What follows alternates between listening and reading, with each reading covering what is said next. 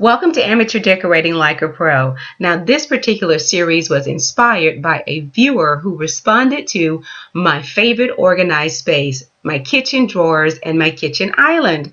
She asked a question about how do you clean those wooden spoons that I tend to talk so much about.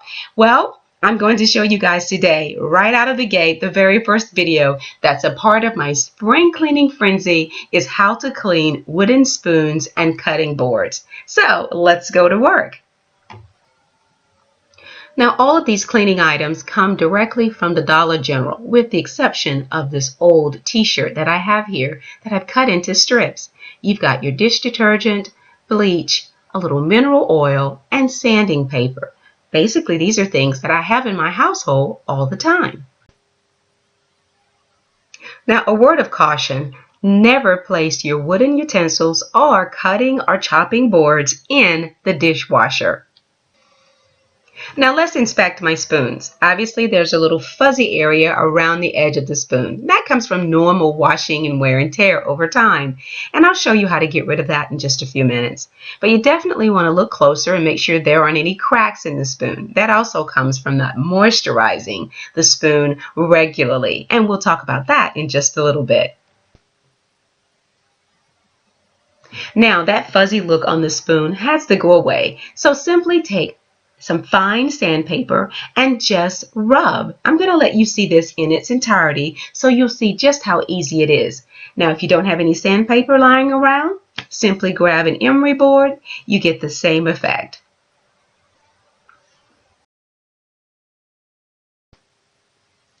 Now, this step is a personal preference of mine. You do not have to do this step the way I'm doing it. I prefer to use bleach. I fill a sink halfway. I then put in a quarter cup of bleach, place in my utensils, allow them to soak for about 3 minutes. I don't allow it any longer because they absorb everything that they're placed into. And then rinse and then dry. Now, if you're like me, you love the warmth that a chopping board and wooden utensils can bring to a kitchen, but you also don't want to invest in expensive oils to maintain these things. These items right here can cost as much as $7 all the way up to $23. You can find them on Amazon, etc. But you can also find a generic product that works just as good and that is also 100% of what these oils are that you see here on the screen. And here it is. Now, to renew and retain the vibrancy of the wood, you do periodically need to moisturize or oil it.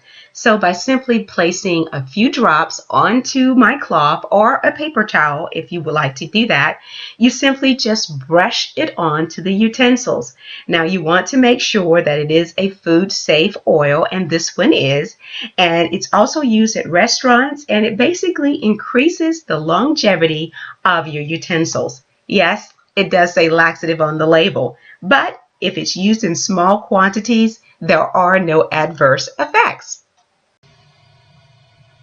So now let's just simply review. Every time that you use your wooden utensils, your chopping boards, or whether it's your breadboards, no matter what, you want to wash it right away. And then you want to check it out regularly to make sure that there are no cracks. If there are, you may have to discard it. If not, just simply carry on with the regular washing routine. Now, at least once a month, you want to disinfect these items. I prefer to use bleach. You may not. It's solely up to you. Now, you also want to keep in mind that your items will need to be moisturized or oiled. You can also use vegetable oil, but I have found that to leave more of a sticky film over time, so I prefer the mineral oil, and using that in very small quantities and brushing it on will stop your wooden utensils and chopping boards from cracking. Thanks a lot for watching. I hope you've enjoyed the view today, and remember, stay in prayer and stay creative.